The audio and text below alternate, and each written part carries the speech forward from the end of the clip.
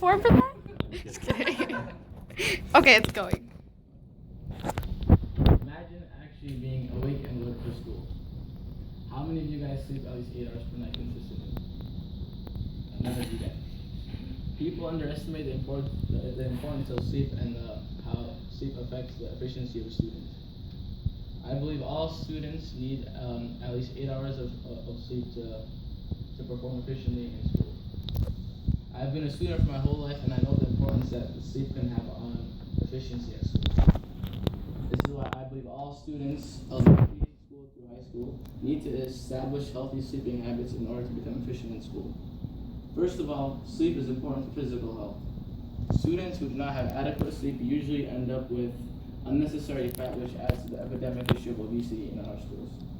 Students who sleep adequately usually prevent themselves from chronic diseases such as heart disease and a weak immune system, which is not good for our students. We know sleep is important, but how can we encourage our students to sleep more efficiently?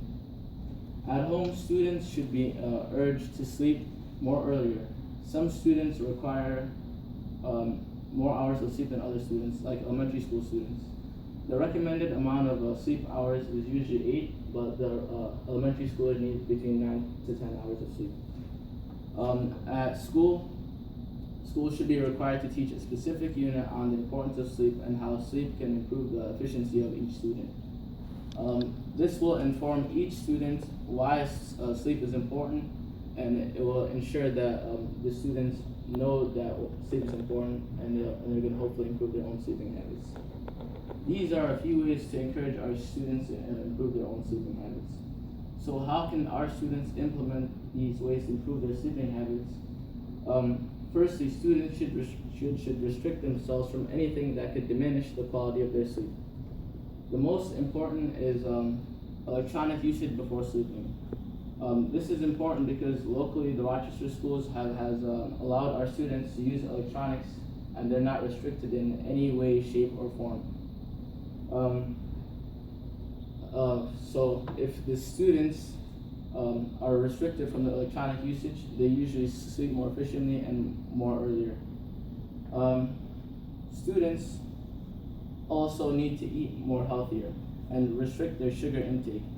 When the students restrict their sugar intake, they usually sleep more earlier and sleep more efficiently and healthier.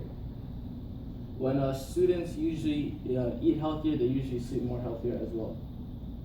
In conclusion, it is obligatory upon all of us to encourage our students and to teach us to improve our own sleeping habits in order to become more efficient and more effective students. I encourage each and every one of us here and every school and every student to use some of these ways to improve their own sleeping habits to create a more alert and effective school system in each city. You guys have any questions? No? Any questions? So is that 8 to 10 hours for regular college students, or what's the number? Usually between 7 to 8. It's not really healthy for older students to sleep more. It's usually healthy for the younger students. Any other questions? Yes? Do you know what the statistic? I actually don't know if you said it or not, but the how many hours of sleep we usually get? What's the average person? It depends on each age group usually. The younger students usually get about 7 to 8 hours, while like university students usually get like 5 to 6 hours, and it's not really smart. Any other questions? You said that elementary students should get 9 to 10 hours. Do you feel like changing the start time of school would help improve that? I think the start time for school for elementary schools is already late enough. Usually, most of them start around 9 o'clock-ish. Oh wow, I didn't know that. And they usually end at 4 o'clock. So. Okay. Anybody else? So changing school time also impacted, let's say, high school? For high school students, is like the same sleep pattern? I'm not really sure about that. But usually high school students need less than elementary school students.